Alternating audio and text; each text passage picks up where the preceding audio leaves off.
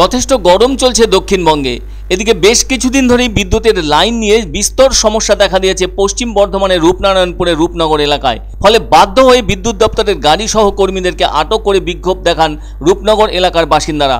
ভুক্তভোগী বাসিন্দাদের বক্তব্য, অনেক দিন ধরে প্রচণ্ড গরমে তাদের এলাকার বিদ্যুতের লাইন সংক্রান্ত ব্যাপারে বিভ্রাট দেখা দিয়েছে। ওই সমস্যা মেটানোর জন্য রূপনারায়ণপুর বিদ্যুৎ বিভাগের দপ্তরে ফোন করলে কাউকেই পাওয়া যায় না। সেজন্য নিজেরাই সেখানে পৌঁছে খবর জানিয়ে আসেন। তাদের কথায় বিদ্যুৎ দপ্তরের কর্মীরা এসে কোনো রকমে কাজ করে দিয়ে চলে যান। ফলে তাদের যে সমস্যা সেটা আবারও প্রকট হয়ে ওঠে। এদিকে কতদিন ধরে গরমের প্রভাব লক্ষ্য করা যাচ্ছে তাদের এলাকায়, কিন্তু তার সাথে যদি বিদ্যুৎ বিভ্রাট এভাবে জুড়ে যায় তাহলে সেই ভোগান্তি কতখানি হয় সেটা ওই অঞ্চলের বাসিন্দারাই জানেন বলে জানালেন তারা। তাদের যুক্তি, এখন তো বিদ্যুৎ নির্ভর জীবন সকলের, মোবাইল চার্জ দিতেও বিদ্যুৎ লাগে। অন্যদিকে বাড়িতে অসুস্থ মানুষদের জন্য বৈদ্যুতিক পাখা ভীষণই প্রয়োজন। সবার বাড়িতেই পাখা আছে, কিন্তু সেই পাখা অচল হয়ে আছে বিদ্যুৎ বিভ্রাটের কারণে।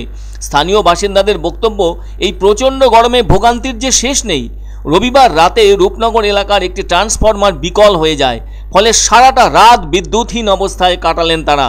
যা গরম তাতে ফ্যান ছাড়া ঘরের ভেতরে থাকাই দায় হয়ে উঠেছে। ফলে সম্পূর্ণ রাতটাই গরমের কষ্ট নিয়ে কাটাতে হলো তাদের। আবার অনেক বাড়িতে অসুস্থ মানুষজনও আছেন, তারাও শারীরিক অসুবিধার মধ্যেই পড়ে যান।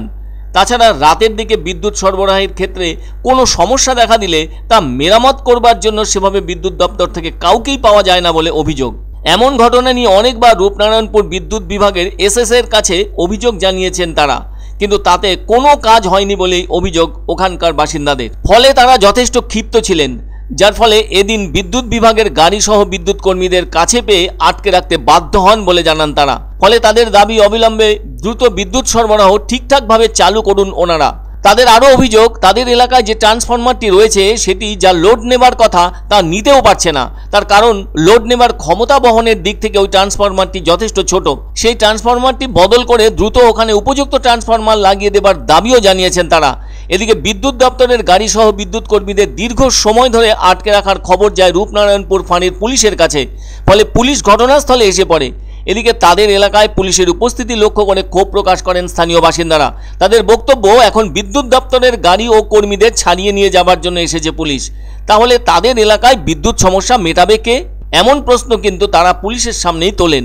সমস্ত বিষয়টি পুলিশের পক্ষ থেকে শোনা হলে সমস্যার দিকটি যে গুরুতর হয়ে আছে সেটা দারুণভাবে স্পষ্ট হলো তাদের কাছে। আর দুর্ভোগের মুখে পড়ে স্থানীয় বাসিন্দারা বিদ্যুৎ বিভাগের গাড়ি সহ কর্মীদের যে আটকে রেখেছেন তেমনটা বুঝতেও সুবিধে হলো পুলিশের। সেজন্য পুলিশের পক্ষ থেকে স্থানীয় বাসিন্দাদের সাথে কথাবার্তাও হয়। বিদ্যুৎ কর্মীরা পুলিশের সামনেই সমস্যা মেটানোর কথা জানান। তারপর পুলিশের মধ্যস্থতায় স্থানীয় বাসিন্দারা তাদের বিক্ষোভ তুলে নেন।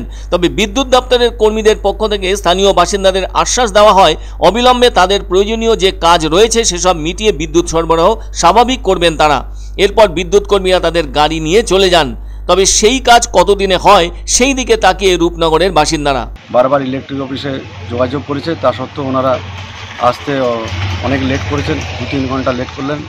যেটা ওনাদের 6টা থেকে সার্ভিস, সেটা ওনারা 7:30 8টার পর রূপনগরে এসেছে।